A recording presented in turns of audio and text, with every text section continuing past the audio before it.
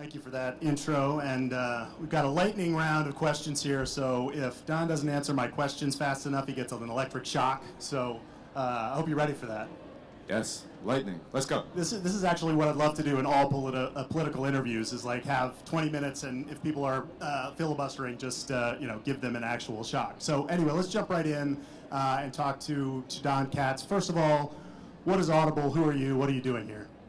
I'm the founder and CEO of Audible. Audible is an audio service that I'm happy to say right now many millions of people are listening to as I speak. It offers a great service that I guess a lot of people know about at this point. But we invented the first digital audio player in the great state of New Jersey and commercialized it in November of 1997. And it's been kind of a great ride to the point of being a huge company with people in 16 global centers and all kinds of fun on the upsides. So that's been great. Gotcha. And you're now part of Amazon, is that correct? Yeah, as of about 11 years ago, after being a NASDAQ CEO for 10 years, I decided that being a freestanding subsidiary with our own culture and business model and brand was a great way to go. And does Jeff Bezos basically leave you alone to do what you want, or is he micromanaging Audible on a day-to-day basis? No, just like he directs the coverage of the fake news Washington Post. Exactly. So it's very much a happy and long-term, both personal and business relationship. But it's not bad to have access to 170 million of the most highly qualified customers ever in one place, and it's also just allowed us to have our own way of rolling with great support from him. Gotcha. Okay, so the reason you're here is to talk about Newark and the fact that you chose to locate there and you have employees there and are working to help revitalize the urban core there. Tell me a little bit about how you made that decision. You could have based it in Montclair or anywhere else. You chose Newark. Why did you choose Newark? Right. I mean, I think I've always, by formation, I was an author for 20 years. I was one of the original Rolling Stone writers in New Republic. I wrote a lot of books. And I think in that process, I wrote a book about Sears that people still read in business school, one called Just Do It about Nike. And the idea behind journalism was always to find out what things mean rather than what they inherently are. Newspaper journalism often is about the realities of the facts. This was more about the essence. So I was always interested in what a company could mean in ways that transcend its functional purpose or its dollar and cents outputs. And along the way, I got very Newarkized. I grew up in Chicago, but I became really focused on this fascinating city that hadn't really figured out a way to unlock the incredible human capacity to have a better and more equal kind of society in the city. Because I was the original board member of something called Uncommon Schools, which if you follow the education scene is a massively successful turnaround education environment where literally people have figured out how to teach a kid out of poverty in Newark, and frankly Newark is the flagship of a lot of the better charters where curricular innovation has been so advanced. But basically I saw the capacities of Newark at that point. I met a kid who was at Yale Law School at the time who I got to know, who became the Senator Cory Booker, and so I got very kind of Newark focused. But basically the idea was, let's move a city, a company that's becoming really successful into the urban core, and let's figure out how not to be that company. That company being, you crow about how successful you are because of your profit and your job outputs, because we're hiring hundreds and hundreds of people, as we speak. And then you create a foundation and you pay a lot of people a lot of money to kind of, show up at nonprofit events and then disperse money, into a world of often immeasurable outcomes. So the idea was what it would mean to go direct. And the first thing we did is just said, you can't be a paid intern at Audible anymore unless you're a kid from Newark. It's just basically as simple as that. And suddenly there's amazing kids from Newark come in and just completely elevate the culture. Meanwhile, Audible's becoming and now is the largest employer of actors in the New York area. So this mix of these rocket scientists, techs, and these amazing kids, and then and all the actors, and then the English majors like me turned into tech executives. It made for an ever-enriching culture. The kids start to graduate. We see the huge problems, despite their scholarship, in coming to the upper class, lily white, often, environment called the elite college campus. And that became another challenge. They become Audible scholars. We start to hire them back. And we just began to realize that there were many different things that were the realities of the city that weren't being addressed by policy, which means that I get sucked into being on the Economic Development Corporation, then becoming the chairman of the board, where I then saw the incapacities of government investment to actually change the injured cities. We're talking about cities like Camden, Trenton, Newark, and there's others who have historical kind of injury. And it basically, one thing led to another where, you realize how powerful it was to actually be there and see the complexity of the dynamics, see that the nonprofit sector is not what distant people think, and it's not, it doesn't have the outcomes that change generational poverty. And we started doing things like subsidizing our employees to live downtown, and then that with pretty strong subsidies. And meanwhile, as we change our culture, the company just gets more and more rich because of, then we could, these sophisticated mentors. We figure out how to actually take non-obvious people from the community and train them into these pretty technical jobs, even in customer support for a company like Audible, which took a lot of iteration. You realize that if you're poor but educated, you haven't been exposed to the vocabulary of the workplace, resume building. And then you see that African American unemployment is 2x white unemployment if you graduated from college, which derives to some extent from this gap in the sonic background of your life. So how do you inculcate that into this world? But the people who are loving this as much were the mentors and the people working at Audible. So it was just one of these narratives where we just kept, doing new things that sort of seemed like the right thing to do, and most of them really worked. But to build the model to say it's worth paying an employee hundreds of dollars a month to live closer to work, you have to have a pretty projective, analytics group to be able to say, actually, you get it all back in productivity. And then what then happened would be half the CEOs around the state would be really angry that I was doing these things and asking them to do it too. Others would come along and actually do it. But anyways, to make a long story short, I realized that through a lot of it really sophisticated stuff out there, including econometrics level stuff by a guy named Moretti out at Stanford, that when you look at urban change, tech-oriented jobs, and actually the coming together particularly of the arts and tech, and mix in immigrant entrepreneurs and first-generation entrepreneurs, is an amazingly powerful comeback mechanism with less capital than the infrastructure investments need. So one of the great factoids is that if you take infrastructure and manufacturing investment as your turnaround mechanism, and then you take this tech thing, which we saw, and I'll mention this in Berlin, where we've had a presence for a long time, you actually have the high school grads make more money than the college grads. The high school grads in a tech turnaround make more than a college grad in a manufacturing turnaround, and you get 5 service level economy jobs and 2 professional jobs for every tech job in a changing neighborhood. So once we saw all of this stuff, basically the thing to do seemed to be to start a venture fund that has an output basis of job growth at all levels and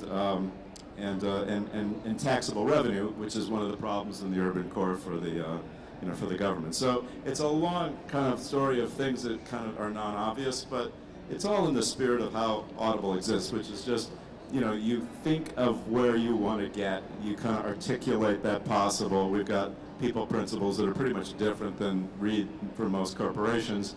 And then you architect the fastest methodology to get to that goal. It's very different than the status quo, particularly in challenged cities, which have innumerable talking shops and nonprofits and honorific organizations that basically pass conversations between themselves, and godfathers have to be in the room. And you just realize that there are so many gatekeepers that keep progress back, whether it's the lawyers, the iBankers. I mean, the status quo is very much protected when you decide to seek change at speed. So. Yeah, I'm wondering if we have any godfathers in the room right now that have to bless. No, I don't see any godfathers. I think just a lot of people who want to see this stuff work. Yeah, and some people don't even know they are godfathers. I mean, if you are a highly paid person working for a foundation, it's really hard to get your head up above it to see whether or not what you're doing actually has the change that you think you're doing, and guess what? You like your job. Yeah. So, Well, let's talk a little bit about challenges in Newark specifically, but they're not unique to Newark. You mentioned other injured cities along the eastern seaboard. There are plenty of them that have been kind of hollowed out and had difficult times for decades. One of the things that came up on the first panel on funding infrastructure through public-private partnerships was the lack of housing in Newark, and you mentioned that you've given these incentives to employees to live close. Is there enough infrastructure there for them? Is there enough inventory of housing? What are the other challenges that a place like Newark faces for big employers to be there and to thrive? well, first of all, let's speak to the positives for a minute. I mean, the business case and the moral case for Newark is profound, and luckily, it is one of the last of the 20 cities for the Amazon headquarters for on the merits. I mean, let's be clear, being 17 or 18 minutes from Penn Station outside my door is a lot closer than my kids living in Bushwick. So it's just it's not a bad thing to have that kind of logistical value. It costs about a third from a restaurant meal to an apartment to a place to work what a not very nice West Side place or Flatiron place would cost a company. So it's you once you realize that pioneering in Newark is actually as cool as it kind of gets. That's why Newark Venture Partners, for instance, has 2,000 companies trying to get in, and they do want to stay and be part of this comeback of a great American city. I mean, comeback stories are deep in our storytelling tradition, and they're pretty powerful, particularly when you've got a city that is kind of 70 years on the negatives. The challenges are many, but part of it is literally at the basic level. How can it be possible with the Emerald City, in the distance, and you see the whole silhouette of the city, that the life expectancy of poor kids in Newark is 10 years less than right over there? That's a problem, and then employment issues and other kinds of things are many. But in terms of this vibrant downtown where there isn't any crime at this point, it's literally how fast can these buildings go up? I mean, about $4 billion of the $4.5 billion of building in the state of New Jersey is all happening in Newark. So the signs are really, really positive. It's been a long time coming, and the narrative is powerful, but the moral case is pretty great because literally, we've kind of proven that you can create a level of equality, basically, that wasn't there. And it's anything that happens. So Barcade, the hipster bar from Brooklyn and Chelsea and Jersey City is now across the street from Audible. There's 24 new jobs just from that implantation, including jobs for community people at all levels. So it's pretty interesting. But Berlin is really worth thinking about. Americans aren't so great at looking at best practices, and Berlin was the poorest city in Central Europe. We have 12 people who want to move there from Munich because it's a cooler place to get cheap loft apartments and stuff. And now Berlin literally it's not poor anymore, and it's all basically on this massive art scene coming together with a tech startup scene to the point that there's 2,500 startups in Berlin now, almost all American capital, incidentally, and more than half of them are run by immigrant or first generation entrepreneurs, and one neighborhood after another is having this kind of transformation with a tiny amount of investment versus what it takes to rebuild a boardwalk. Tell us a little bit about exactly what Newark Venture Partners is, how it's structured, what you invest in, and is it a model that could be replicated by others? So, it's a longer story, but the concept of social impact has already been kind of ruined by the banks, which is a longer story. If people want to, they can kind of read up on their own. But you're offending a lot of bankers in the audience. Well, that's okay, because they think they should know this. I mean, if you look at there's just a fundamental structural thing. Social democracy has actually, there's G9 reports that are very interesting that show that you can measure the quality of an NGO, of a company that basically says, I will address teenage pregnancy, I will address prison recidivism, and without this layer of the nonprofit sector, it's pretty clean that you can say you will get funded endlessly if you can continue to perform. And they've figured out a lot of great stuff. But here, basically, social impact is one of the darker parking lots of capital in this country, which is this donor-advised funds everywhere that are sold in basically as tax breaks. The money sits there forever, and then if it's deployed into these ETFs that are literally do no evil, like 1980s. I don't invest in alcohol and firearms and like not particularly progressive stuff. So we basically said it's a place-based fund. It's old school upside. It is at this point a $45 million fund that Audible led, and I founded, but it's very professionally managed. And actually, a couple of the theories around it were, well, the output theory was measure this in job growth and taxable revenue. Because if there were 12 Audibles in Newark, Newark would be almost fine. I mean, there would be plenty of public investment money, there'd be all kinds of things. Just because of our growth has been so huge and our taking over of buildings and our job creation.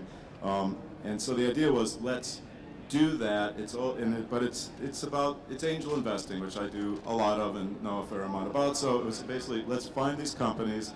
And the first idea was Newark has a lot of assets. So under the streets of Newark is more capacious dark fiber than literally anywhere else in the country. The metaphor is like if you've been on a camping trip in Iceland, you stick a stick in the ground. When you're camping, literally steam comes out because it's right under the surface. That's what fiber's like in Newark. So basically, it is an ultra bandwidth area.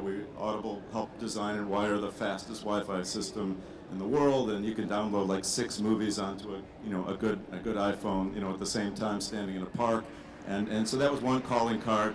The next was to have all these companies, so the investors are companies like Horizon and RJW Barnabas was the biggest employer in the state, and Prudential, and Dun & Bradstreet, a 150-year-old company that kind of invented data science, and they all have expertise that are invested for the company. So there's 280 Audible employees arrayed along really finely striated subject matter expertise, like 12 kinds of network architecture and 10 kinds of go-to-market strategies. And they're on call to go down and coach the companies out of their problems. Because companies starting now, because of the cloud and other things, don't need a ton of capital, unless it's wind farms and big infrastructure things. But they really want is expertise. And that's really the calling card that's caused almost an international kind of sucking noise, to the point that, and it's not just this, like when I go talk at Milken or the Jefferies Tech Conference or whatever, I'm usually asked to talk about Newark Venture Partners and Audible's, complete reformation as a company around urban transformation and how that's gone. So it's been really, really great. But the quality of the companies that have come in are just unbelievable, and most of them, we hope, are focused on come in Newark. Most have had up rounds or at least co-investments since then, and it's really great. And I always tell people, it's like, if you don't know this, like investing in an idea is 100% upside. Now it's high risk too, but it's really hard to tell more professionalized, money-oriented people that there's no sector yet, because these ideas aren't even worthy of calling a sector to invest in, because they haven't. This idea is so out of the box, but the companies are getting all kind of biz dev relationships with companies like ours, or Horizon, or there's a whole healthcare group in there, and it's been really, really gratifying. And Rutgers Newark gave us the space for $1 as part of this, so it has this hybrid of a social progressivism, but without the nonprofit problems of not measuring the outcome. So at the beginning, you don't have the companies, they're little. We measure in 6,000 people across the river to come to Newark Venture Partners meetup events and the like, and in that, 225 of the most elite venture capitalists in the countries have been in there. So it just creates a great network effect, and it's a non-obvious thing, so that again, the gatekeeper thing is like, it's really hard for someone who makes their money trading and then gives a bunch of money away to a nonprofit to get their arms around a new model like this. But some people step up and see the future. Very good. We're about to get tossed off the stage, but let's give a round of applause to Don Katz, who's making Newark cool again.